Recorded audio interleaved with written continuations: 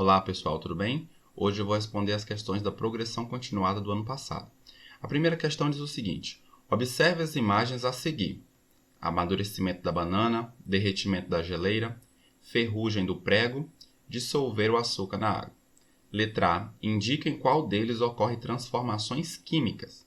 Pessoal, amadurecimento da banana, a gente tem uma transformação química, a gente tem novas substâncias sendo formadas, Então, a textura, o gosto da banana muda. Obviamente que no caso da imagem, o que a gente consegue observar aqui é a diferença de coloração, tá? Mas se a gente provasse uma banana, a gente perceberia o gosto, Obviamente, uma banana verde tem um gosto muito diferente de uma banana madura.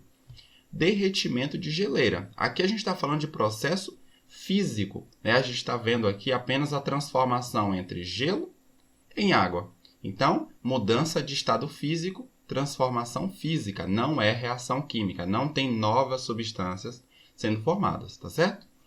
Ferrugem do prego. Na ferrugem, pessoal, a gente tem novas substâncias sendo formadas, Então, eu tinha oxigênio e ferro antes, e na formação da ferrugem, eu já vou ter óxido de ferro, tá? É uma nova substância que está sendo formada. E qual é a evidência que eu observo aqui? Mudança de coloração. É uma das evidências mais óbvias aqui, tá certo? Então, eu tenho uma mudança de coloração bem evidente, ok? No caso de dissolver a água no açúcar, continua sendo água e açúcar, Antes eu tinha água e açúcar, depois de misturar eu continuo tendo água e açúcar. Não houve formação de novas substâncias, tá certo? Letra A. Indica em qual deles ocorrem transformações químicas. Então, como a gente viu, ocorrem transformações químicas aqui, em 1 e em 3, Amadurecimento da banana e ferrugem do prego, ok? E quais são as evidências aqui que nós temos de reação química? Mudança de coloração, tá? É a coisa mais óbvia que a gente consegue observar aqui, é a mudança de coloração. Na questão de número 2, nós temos o seguinte: os fenômenos, reações químicas, são representados na forma de equação química, reagente, resultando em produto. Aqui eu tenho uma reação química, hematita mais monóxido de carbono, resultando em ferro e dióxido de carbono. Sobre esse processo e sua representação, responda. E aqui eu tenho 6 questões sobre isso, tá certo? Então, olha só, pessoal. Aqui pergunta o seguinte. Letra A.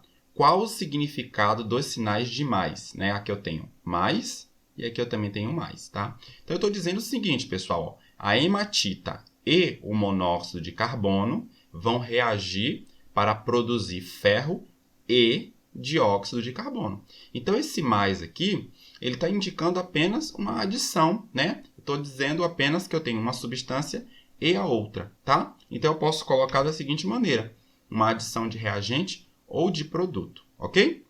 E a seta? A seta está dizendo ocorrência de reação.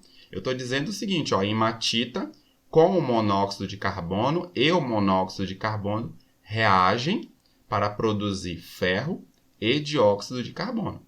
Letra C. Que substâncias são consumidas, gastas no processo? Pessoal, as substâncias gastas são essas aqui, que vêm antes da seta, tá certo? Então, aqui eu tenho a hematita e o monóxido de carbono. A hematita Fe2O3 e o monóxido de carbono, o CO, tá? Na letra D, nós temos que substâncias são formadas, produzidas, justamente o que está depois da seta. Então, aqui eu tenho ferro, Fe, e dióxido de carbono, CO2, ok? E aqui na letra E, a pergunta quais são os reagentes e quais são os produtos do processo representado. Os reagentes justamente são aqueles que estão antes da seta, que são consumidos, como a gente viu aqui na letra C, e os produtos são aquelas substâncias que são formadas, que estão aqui depois da seta, como a gente viu aqui na letra D, tá certo? Então, a gente pode colocar os reagentes, a hematita e o monóxido de carbono, e os produtos ferro e CO2, ok? Na letra F, nós temos reescreva a equação utilizando somente as fórmulas químicas das substâncias, tá? Então, aqui a gente tirando esses nomes, deixando apenas as fórmulas, nós temos o seguinte: Fe2O3 mais 3CO, resultando em 2Fe mais 3CO2. Por que eu coloquei esses valores aqui, na frente das substâncias? é para efetuar o balanceamento, tá? Eu preciso ter a quantidade de átomos de um determinado elemento químico antes e depois da seta, né, a mesma quantidade, porque os átomos eles se conservam, tá certo? Eles apenas se reorganizam durante a reação química. Então, os átomos não podem ser nem destruídos, nem criados durante a reação química, tá certo? Então, percebam que aqui eu tenho 2 átomos de ferro e 2 átomos de ferro no final, tá? Oxigênio, 3 mais 3, 6. 3 vezes 2, 6 oxigênios, tá? Da mesma quantidade antes e depois.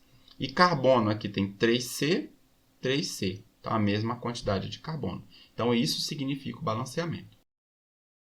A questão de número 3 diz o seguinte: os gases são moléculas ou átomos que se movimentam constantemente. Por isso, é muito importante entender a constituição, propriedades e características deles, pois estão muito presentes em nosso cotidiano. Qual das alternativas a seguir não corresponde a uma propriedade de qualquer substância no estado gasoso? Pessoal, substância no estado gasoso, as moléculas ou os átomos que constituem esse gás estão bem distantes umas das outras, né? Então, a gente está falando de moléculas ou átomos que se movimentam muito, né, constantemente, e eles estão distantes uns dos outros, né? Então, observe que na letra A diz densidade inferior à dos líquidos obtidos por condensação. De fato, né, um gás ele ocupa um volume muito maior do que um líquido. Então, obviamente que a densidade de um gás é baixa, é bem menor do que a de um líquido. Então, isso aqui é verdadeiro. Letra B, dilatabilidade. Se eu aquecer o gás, o que é que vai acontecer? Eu estou dando energia para as partículas. Então, elas vão se movimentar mais rápido, vão tender a se afastar. Portanto, né, o gás vai dilatar, né? Então, eu vou ter que as distâncias médias entre as partículas vai aumentar. Então, a gente diz que o gás ele vai aumentar de volume. Então, essa é uma propriedade característica de gases, sim. Então, também é verdadeiro. Letra C, difusibilidade. Então, as moléculas do gás, ou os átomos que constituem o gás, porque eles estão praticamente livres, né? Eles conseguem difundir muito facilmente, né? Conseguem, né, se movimentar com muita liberdade. Então, verdadeiro também, isso é característico de um gás. Na letra D, nós temos ductibilidade, né? A propriedade relacionada com a formação de fios, tá? A gente não consegue fazer fios com gases, tá? A gente consegue fazer com metais. Metais são dúcteis, tá? Não é o caso de metais. Então, essa é a alternativa falsa, que é a alternativa que a gente procura, que não corresponde a uma propriedade de qualquer substância no estado gasoso, ok?